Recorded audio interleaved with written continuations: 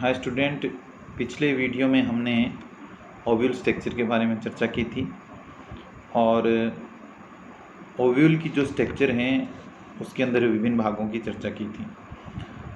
Ovule कई प्रकार के होते हैं। तो ओव्यूल जो हैं मुख्य रूप से किस आधार पर अलग अलग टाइप्स के होते हैं, उसमें कई संरचनाएं बनाते हैं ओव्यूल्स। उसके आधार पर भी कुछ स्पेशल ओव्यूल्स भी होते हैं, यानी कि बिजांड होते हैं। हम यहाँ मुख्यतः दो आधार पर ओव्यूल्स को क्लासिफिकेशन कर रहे हैं। एक बार दो ही आधार लेते हैं इस वीडियो में कि हमने ओव्यूल के अंदर पीछे हमने एक स्ट्रक्चर देखी थी ओव्यूल की। ओव्यूल स्ट्रक्चर के अंदर मैं आपको याद दिला रहा हूँ, आपने न्यूसिलस पढ़ा होगा। न्यूसिलस को कहते हैं भ्रूणपोष। और जो भ्रूणपोष जो होता है, उस भ्रूणपोष के अंदर कई परतें बनी होती हैं और भ्रूणपोष जो होता है वो मृदुतक कोशिकाओं का बना होता है। इसके बारे में हमने पिछले वीडियो में चर्चा कर ली थी। अब भ्रूणपोष कई परतों का और मृदुतक कोशिकाओं का, यानी कि मल्टी लेयर्ड भी हो सकता है, सिंगल लेयर्ड भी हो सकता है, और ये मुख्य रूप से पेरेन्काइमेटस सेल्स का बना होता है। तो इस न्यूसिलस भ्रूणपोष के आधार पर अलग अलग टाइप के ओव्यूल होते हैं। तो पहला जो अपना आधार है वो ये है कि टाइप्स ऑफ ओव्यूल की बात करें तो ऑन द बेसिस ऑफ न्यूसिलस। तो न्यूसिलस के आधार पर जो ओव्यूल हैं वो दो प्रकार के होते हैं, ट्यूनिन्यूसिलेटेड टाइप के ओव्यूल और क्रेसिन्यूसिलेट टाइप के ओव्यूल।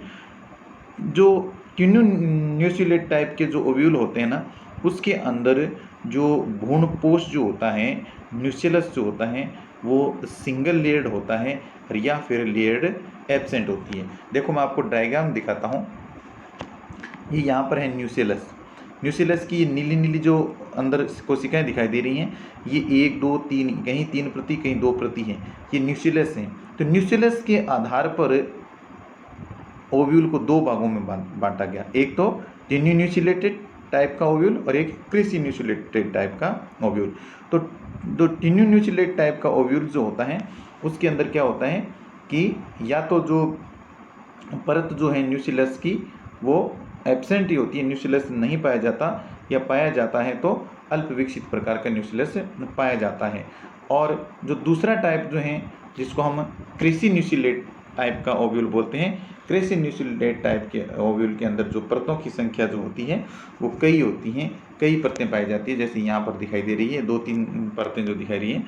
तो कई परतें यदि मिलकर के भ्रूणपोष का निर्माण करे जिस ओव्यूल के अंदर, तो इस प्रकार के ओव्यूल को हम कहेंगे क्रेसिन्यूसिलेट टाइप का, और जिसमें परत एब्सेंट होती है, सिंगल लेयर्ड होती है, उसको हम कहेंगे ट्यूनिन्यूसिलेटेड टाइप का। जो ट्यूनिन्यूसिलेट टाइप का जो है वो पाया जाता है गेमोपेटली के सदस्य में। गेमोपेटली के जो भी सदस्य हैं उसके अंदर कैसा पाया जाएगा, ट्यूनिन्यूसिलेटेड टाइप का जो ओव्यूल है वो पाया जाता है। और जो दूसरा प्रकार है क्रेसिन्यूसिलेट टाइप का, क्रेसिन्यूसिलेट टाइप का जो ओव्यूल है वो पॉलीपेटली के सदस्यों में तथा जो मोनोकोट्स फैमिली हैं उसके अंदर मुख्य रूप से पाया जाता है। तो ये तो जो ओव्यूल था उसका आधार क्या रहा था, न्यूसिलस। ये ध्यान रखना है, न्यूसिलस के आधार पर दो टाइप, ट्यूनिन्यूसिलेट, क्रेसिन्यूसिलेट। ट्यूनिन्यूसिलेटेड में सिंगल लेयर्ड न्यूसिलस या फिर न्यूसिलस एब्सेंट ही हो जाएगा और यह अल्प विकसित होगा। और जो क्रेसिन्यूसिलेट टाइप का है उसके अंदर जो है कई परतों का ओव्यूल बना होता है। और दूसरा जो ओव्यूल के टाइप हैं उसमें जो है आधार क्या रखा है, इंटेग्यूमेंट। इंटेग्यूमेंट की चर्चा हमने पिछली जो वीडियो था उसमें की थी। इंटेग्यूमेंट होता है अध्यावरण। तो एक जो ओव्यूल जो होते हैं उस पर आवरण जो पाया जाता है उसको अध्यावरण कहते हैं। और अध्यावरण जो है वो यदि दो तरह के आवरण बनते हैं तो उसे बोलते हैं द्वि अध्यावरणी, बाइटेग्मिक। 3 भागों में बांटा गया अध्यावरण के आधार पर, बाइटेग्मिक, यूनिटेग्मिक और एटेग्मिक। जिस किसी भी ओव्यूल के अंदर यदि इंटेग्यूमेंट 2 हैं तो उसे कहेंगे बाइटेग्मिक या द्वि अध्यावरणी।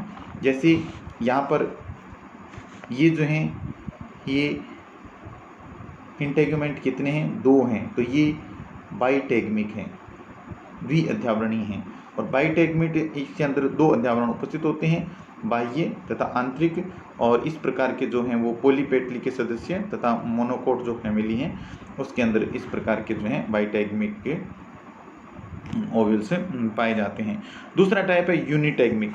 यूनिटैगमिक होता है जिसके अंदर अध्यावरण की संख्या सिर्फ एक हो, जैसे यहाँ पर अध्यावरण 2 है ना, लेकिन कुछ ऐसे ओव्यूल हों जिसके अंदर अध्यावरण की संख्या कितनी हो, सिर्फ एक हो। एक यदि अध्यावरण होता है तो एक अध्यावरण जिस ओव्यूल के ऊपर पाया जाएगा उसको हम क्या कहेंगे, यूनिटैगमिक कहा जाता है। और इस प्रकार का जो बीजांड हैं वो गेमोपेटली के सदस्यों के अंदर पाए जाते हैं। और तीसरा जो टाइप है वो है एटैगमिक। एटैगमिक का मतलब क्या होता है, जिसके अंदर अध्यावरण नहीं पाया जाता, अध्यावरण रहित ओव्यूल। तो इस प्रकार के बीजांड के अंदर अध्यावरण बिल्कुल ही एब्सेंट होता है, और ये मुख्य रूप से जो सेंटेलम जो है, चंदन हैं, ओलेक्स हैं, वो इस प्रकार के जो पादप हैं उसके अंदर ये पाया जाता है।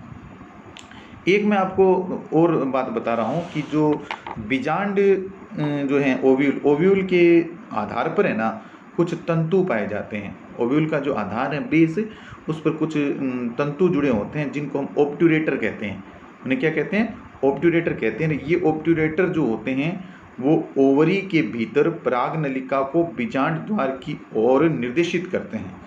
ये चीज़ ध्यान रखना आप कि ओव्यूल को जब हम स्ट्रक्चर बनाते हैं उसके अंदर बीजांड जो है ओव्यूल हैं उसका जो फ्यूनिक्यूलम पार्ट्स हैं, या हम कह सकते हैं प्लासेंटा वाला भाग होता है, प्लासेंटा के भाग के पास ही, जैसे आप इसके डायग्राम को देखिए कि जहाँ पर ये नीचे वाला भाग है, यहाँ पर ही जहाँ पर मैं हाइलम की बात कर रहा हूँ, इसके पास ही यहाँ पर विशेष प्रकार के जो तंतु पाए जाते हैं उसको क्या कहते हैं, ऑब्ट्यूरेटर कहते हैं। ऑब्ट्यूरेटर थोड़ा दिशा प्रदान करते हैं किसको, अंडाशय के भीतर जो हैं वो पराग नलिका को बीजांड द्वार की ओर, ये बीजांड द्वार है ना, इसके अंदर पराग नलिका को पहुंचाने का कार्य, निर्देशन करने का कार्य ऑब्ट्यूरेटर करते हैं। तो ऑब्ट्यूरेटर कहाँ पाए जाते हैं, ऑब्ट्यूरेटर जो हैं वो मुख्य रूप से कहाँ पाए जाते हैं, बीजांड जो हैं उसके बीजांड द्वार के पास ही पाए जाते हैं, और वो पराग नलिका को निर्देशित करने का कार्य करते हैं।